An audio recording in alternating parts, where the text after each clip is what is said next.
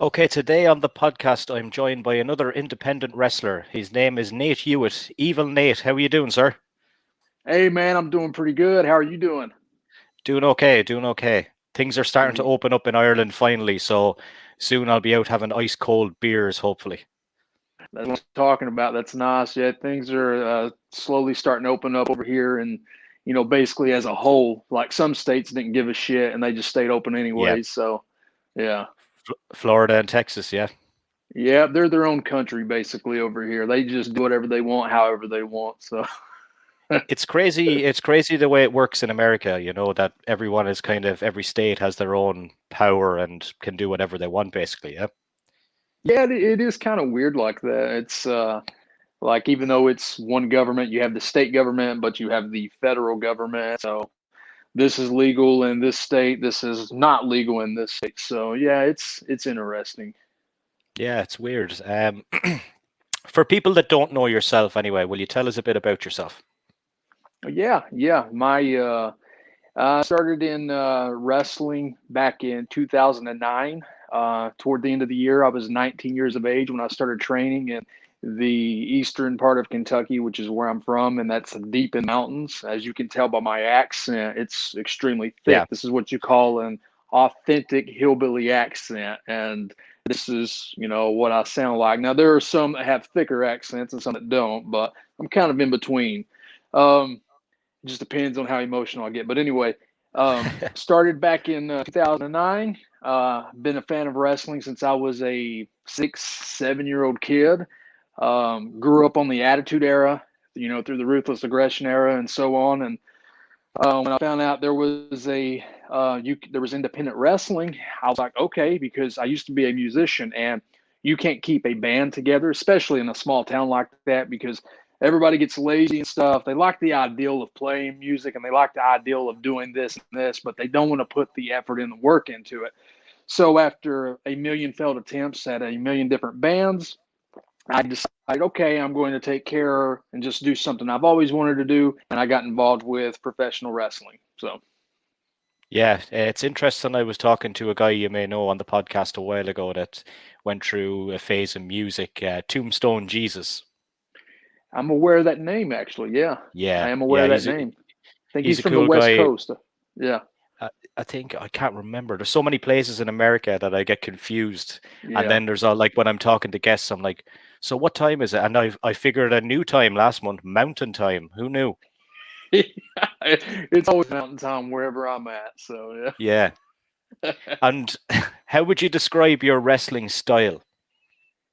Southern and old school. Very. Now, I've been out of the ring for the past going on 4 years, but up to that point, even though I never really took it serious, I had, you know, off and on, I had, had bookings from my home state of Kentucky to neighboring states of Ohio and Indiana, West Virginia. Then, of course, when Dahlia, the Black Dahlia Page, shoot name, when we lived down in Texas, we were working in San Antonio just like once a month as we were going to school down there for wrestling. But my style is more of a I don't high fly. I don't do that. I'm walking and talking, what they call the Southern style, like a Southern, like almost a Memphis esque style, as they refer to it as. I'm more of when it comes to putting a match together, I like to have the beginning, have the middle, and have the end, and just kind of like have a bridge to all three, to all three of those Yeah. pieces. Because for me, which now I understand on in the major leagues and things like that when they're doing television, they, from what I understand, plan A to Z. Like when it's TV, it's A to Z. When it's house shows, it's kind of go out there and have fun. That's what I've always been informed. That's what I was told. I could be wrong, but I'm pretty positive that's how it is. So, but with me, more of I grew up on Steve Austin and I grew up on The Rock. Like those are my guys, and then everybody else too, the Bret Hart and this and that. And for me, it's not about, and this isn't a knock on anyone, but it's not about the flips, it's not about the flops, it's not about the dives. It's about that connection with the crowd, and it's about just piecing a match together and telling a story. It's not about what kind of moves I'm going to hit. It's why am I going to do this? How am I going to do it? And when do I get there? So that's my style. My style is kind of a walking and talking, very, stereotypical Southern style, as they call it. So that's mine. So Yeah. Who would your influences be then? You mentioned Steve Austin and The Rock. Would they be at top of the list? oh yeah, with that, Stone Cold number one for me. He's as far as wrestling goes, he's the greatest in my opinion. Yeah, Now, of me too. course, the Rock transcends wrestling because of Hollywood and stuff. So if you're talking about accolades outside of wrestling, it's The Rock. But if I was going to do a Mount Rushmore of, honestly, this could go for WWE or just wrestling in general. For me, a Mount Rushmore of wrestling would be Hulk Hogan, Ric Flair, Steve Austin, and The Rock. Like that's going to be the Mount Rushmore because Hogan did what he did in the 80s with it. Steve Austin came along, did what he did in the 90s with it, and then The Rock, because of that, came along. So, the people that influence me, guys that just that connection, that charisma, they have a certain walk to them. They have a certain presence. It's what I call what's referred to as the airport, the turning the heads in the airport, that type of Yeah. thing. Like you see Steve Austin walking through, you're going to stop and look at him. You see The Rock, you see Hogan, you see Flair, you see Hart. So for me, it's any of those guys that I like gimmicks and I like promos. That's my stuff.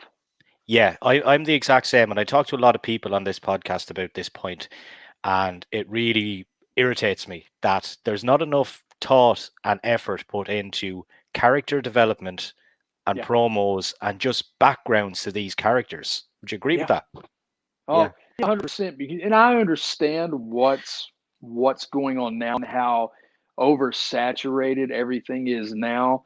Like and I'm not sitting here saying like today's athletes, man, it's amazing. Like you can turn on any, if it's MLW, if it's NXT, AEW, WWE, the main roster, whoever else, Impact, the uh, the level of athleticism that exists with wrestlers today is off the chart. Like the guys back in the Attitude Era, you might have had one or two guys that were kind of on that level, but it's really weird because now the norm and the expectation is that crazy ass athleticism of boom, everybody gather around outside the ring, let's do a dive, let's jump over the top rope, 1,000 super kicks here, 100 DDTs over here, no selling and things like that. And now what's really cool about it is that stuff has been done for so long now that if a man like Jake the Snake were to come along in this day and age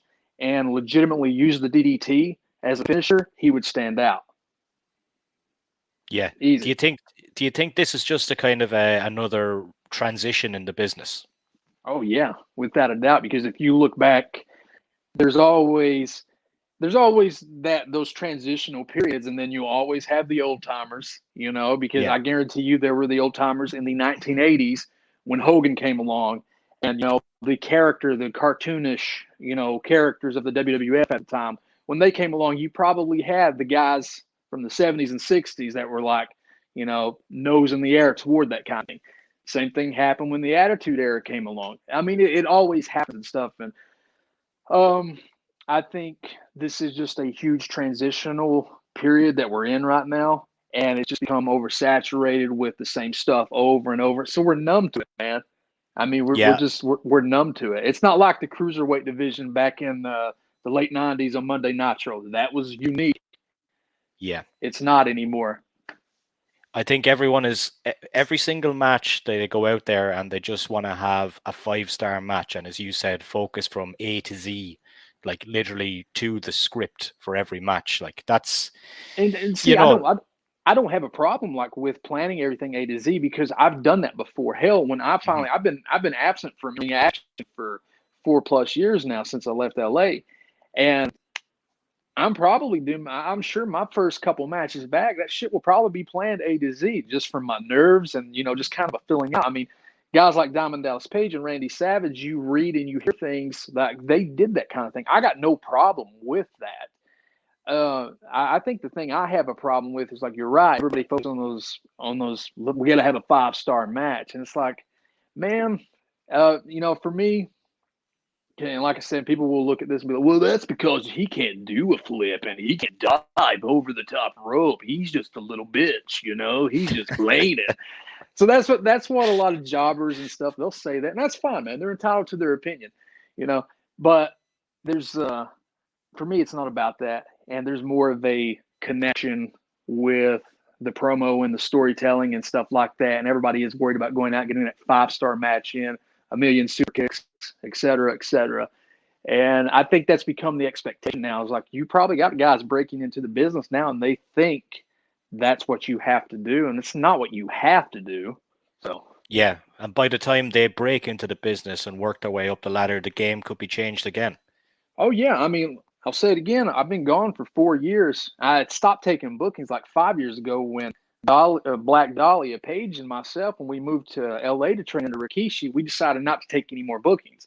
The last set of bookings we took, we did like a month at IWA Mid-South before we went to LA.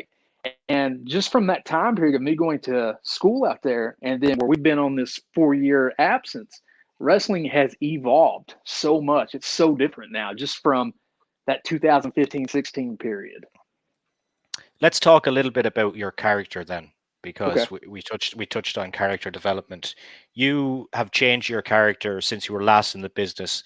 Now you're coming back kind of reborn as a new character, and Yeah. your look is really cool. Do you want to describe it to people? It's going to be in the Thank thumbnail of this video. Cool. Thank you. I appreciate it. Yeah. Basically, I'm a huge Texas Chainsaw Massacre mark, Leatherface. Used to always go to the conventions. I met the original Leatherface years before he passed away. I met the guy that portrayed him in part 3. I love horror movies and I love Texas Chainsaw Massacre.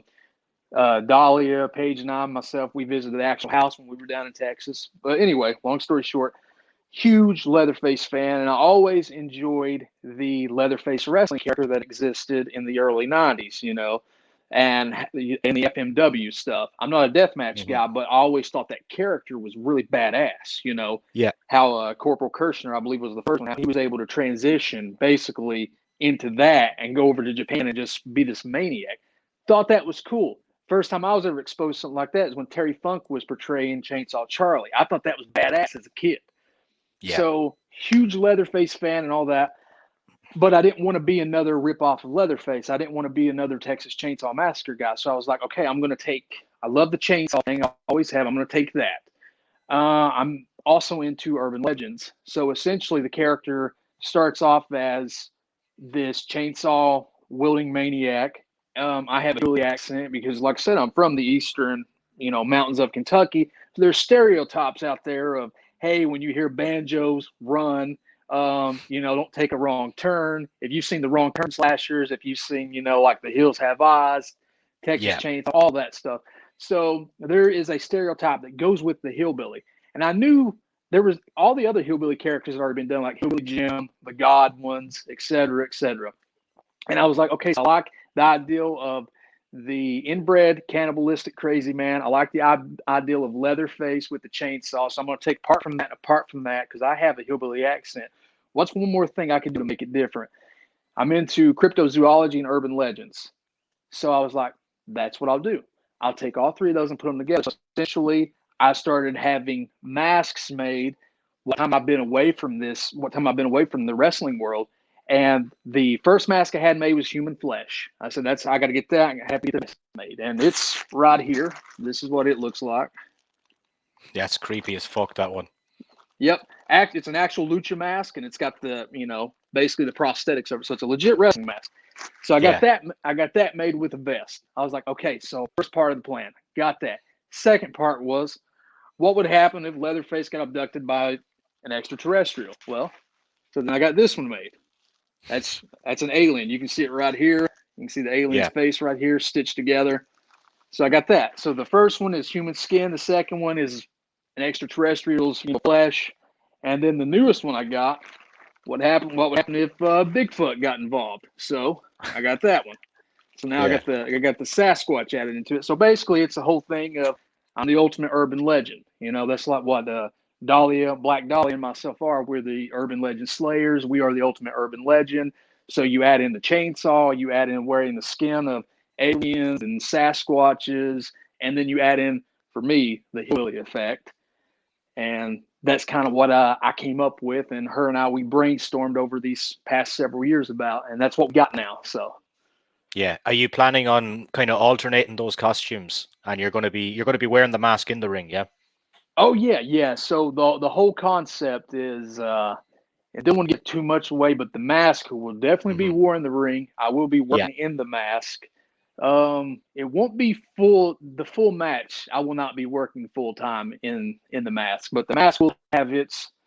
Think of it as an alternate personality. Think of it as my brother. You know, there's my brother Killface. That's his name, the Killbilly, and then there's Evil Nate. Boom, boom. So Hmm. yeah. So Yeah. so just kind of alter back and forth. And it depends. You know, like I get booked somewhere if they're interested in me wearing the Sasquatch out, the alien out, the human flesh. It's whatever they want. Or if I'm feeling like it and they're cool with it, I'll take it out. Whichever one. So, and we've got more that we're getting made too. So basically, think of any urban legend, cryptozoology creature you've ever heard of. We will have masks and vests and everything made of all those other ones. So Yeah. They're really well made, man. I appreciate that. Thank you. The guy that made them for us, he's down in Florida. His name is Tony. I'm not sure how to pronounce his last name, but his business is Spellbound Effects and Art. You can find him on Facebook.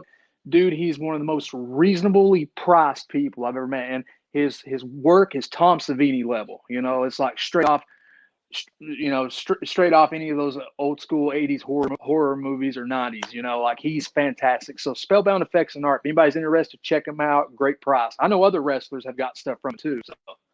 Yeah. Yourself and Dahlia are going to go back into the business together as a Yep. as a team. Yep. Is she going to be your manager? Are you going to get involved in intergender wrestling? Oh, What's the that's the plan thing. going down the road? Everything's on the table. She started off as my valet. Like she broke Yeah, into the business. She broke into the business, I think, in 2010, like basically a year right after me. And that's how we met, was in wrestling. And she started, and then we linked up a year or two later after we had originally met. And I was like, hey, because I was playing a rock star at the time. She was doing, Miss Hollywood. And I was like, let's, basically be this independent version of Macho Man Randy Savage and Miss Elizabeth. And that's yeah, basically what we did. And except for she had more of a heel spin on it. So basically what we're going to do now is now that she's recovered after she battled plantar fasciitis 10 plus years, tore her ligaments, and then had to have them released. So she's bouncing back from that and she's doing fantastic. Anybody else, I don't think they could have, I don't think they would be entertaining the idea of coming back to a sport that put them on the table for so long. But she's been a badass this, entire 4+ years. And I'm excited to see her, because her and I both, we trained under Funaki down in San Antonio and then we trained under Rikishi out in LA. So it's going to be, I'll valet her, manage her. If it calls for it, she'll do the same for me. But we're basically coming back as she's going to be her own wrestler, and then of course I'll be mine, and we're going to be kind of a cohesive unit. And whatever it calls for, dude, we'll do it. So I've noticed that. I had the interview with Dahlia. Maybe I don't know. It could have been 5 6 months ago, maybe. And since that, I've been watching you two guys, and you guys are really putting some serious time in the gym, getting yourselves ready for this. Like you're really gonna just fucking go for this, aren't you? yeah, I'm getting ready to turn 31, and it's a completely different world. I think Diamond Dallas Page, he was like 35 when he decided to become a wrestler. Then I think he won the world title at 40, and then Batista's age. And now it's just a completely different world. And we spent so long when we were originally started on the indies together, just kind of dicking around and not taking it serious. Like we never tried to get booked. We never went out of our way or anything like that. We were just kind of coasting. And now, stepping away from it for so long, looking, yeah, we've decided, you know what? When we come back, we are going to try. And I ain't got no problem with Felon. I'm cool with Felon just as long as I tried, and I've never tried. So I was like, because I shattered my clavicle back in 2013, and then I came back to wrestling after that in 2014. When I did that back then, I had gotten extremely fat. I was out of shape, and I couldn't wrestle because I was so like just fat, man. I mean, there's just no other way to put it. I got Yeah. chubby. I was a chubby bubby, and I couldn't do nothing. It was awful. I looked awful. I moved awful, and I decided, man, I was like, okay, we're out for so long. I'm gonna bust my ass when I come back. I put thousands of dollars into this wrestling gimmick. I put thousands on thousands of hours into my diet, into my gym regimen. I mean, we both have. And yeah, we're taking this very serious. I'm taking it so serious. I spent several grand on that chainsaw that I have. It's the gold and chrome Excalibur chainsaw. It's officially like it's an official authenticated by Leatherface from Part 3 himself. Like he's Wow. signed off on it and everything. Like it's a legit big ass chainsaw, and it's in the movie, the actual movie too. So Part 3, and I mean that's just how serious we're taking this. Is we have balls deep on getting the gear, getting the t-shirt designs. You know, the like this right here, like this, I've even got a slam buddy, like Oh, I'm cool. taking the merch, and like if anybody's interested in these, I sell them for like $40. That includes shipping and handling. So I'm gonna have more versions of these made, like Sasquatch and Alien, all that stuff. But I mean, we've gone above and beyond. Just we're taking it extremely serious because we never did before, and after being gone for so long, yeah, sure. That's Do it. you guys have a timeline yet for when you're going to be back in the ring? Uh, for me, it'll be a little sooner than her. She's Yeah, got to of get course. 100% She's got to get 100% medically clear to wrestle from the Yeah. doctor, because she had only recently, a couple months back, got medically cleared to finally weightlift. Mhm. So my time will be a little sooner than her, but the best thing I can say about it is it could be as soon as the end of next month, Oh, or it could be at the end of summer. It's extremely soon. I'm just not putting the date out there until I'm 100% sure, because the last thing I want to do is come back and after all this hype and all this time, I don't want to come back. I don't want to have shitty match, hurt myself, hurt somebody else. I'm taking this 100% serious, so I want to make sure I'm ready. So yeah. it's soon. It's like right around the corner. So Yeah. And that's the plan going forward. What's the end goal for you guys? Do you guys want to get to like WWE, or does that AEW? Does obviously the big companies interest everyone. Do you want to stay in America, though, is the question, or do you want to maybe fight outside of America, like in Europe or Asia? Does that interest you at all, or are you going to stay in America?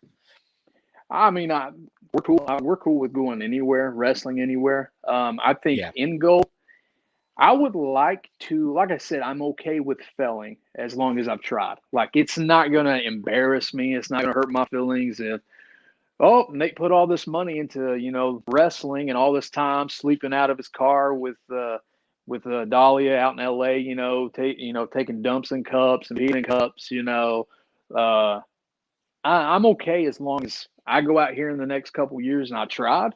I'm cool. I'm cool with it if I fail. I think probably the main goal would be I would love to make a living out of wrestling. I think both of us would. Or have it open doors for me. I'm into horror movies. Like if I could branch off from wrestling and do. I'm not talking big horror movies. I'm talking about low budget, shitty horror movies. If I could do that for the rest of my life, I would, man. Just Yeah. I want to be able to do what I love, for a living, or attempt it anyway. So I think that's the end goal. I would not mind, an AEW, WWE, any of those places. That I think Yeah. that would be fantastic. Because I think, as if that's not your goal, is not to do that or not to attempt it, maybe you shouldn't be doing. And there's nothing wrong with being what they call a weekend warrior, like to where you're just a local guy and you go and you wrestle in front of your family, your friends. That's cool, because I did that. I started off that way, but I think it's a crime not to try. So Yeah. So especially in you're today's age, man. Like it seems like that things are a little more open than what they used to be like 10 years ago. Yeah, I even like what they do now with TNA and AEW working together, and then they have AEW Dark where they pick people off the independents and give them a shot in the match on their YouTube channel, stuff like that. Like there's never been that kind of exposure in the business. No, I love that. I think that's fantastic, and I think the more wrestling companies, the better. Whether it's NWA, resurrecting, whether it's what AEW, what they've been doing, all the WWE content, the Impact, the MLW, New Japan. I think all those relationships are fantastic to have Yeah. that, because it's kind of ridiculous not to have it. And, and with all the competition too, all that's going on, that's more jobs for everybody, you know. Yeah. And for so long, it was a monopoly. And I don't really fault WWE for that. I mean, what were they supposed to do? I get that. But for so long, it was a monopoly. And so now you have all these places to work, man. So I think it's Yeah. great. Yeah. I'm going to say this now, and I think you and Dahlia are going to make it to the top. I haven't said this to anybody on the show before, but I know from looking at the effort that you guys put in. So when you do make it famous, make sure and come back on the podcast. Well, if that ever happens, if it does, if I'm blessed enough, because I could see Dahlia making it before myself, because she's got just some kind of it factor she has. So I do agree with you on her. If anything like that were to ever happen, anybody that's nice to me and doesn't treat me like a piece of shit, hell yeah, no problem at all, man. But I appreciate that. Like, that's just motivation for me, because my hillbilly ass has been chomping at the bit. I watch everything that's going on, from the shittiest of the shittiest to the best of the best, dude. I watch it from the tippy top all the way to the bottom, man. I see everything that's going on, and I'm extremely motivated and determined. So I really appreciate that, and that just helps. So Yeah. Well, thanks very much for coming on the show, and I'll see you at the top. hey, no problem. And this is what I want to say. You Yeah. see, the saw has always been law, and the saw is family. You can bust a machete or you can break a knife, but the saw is for life. And you will learn why it's unlucky to take a wrong turn.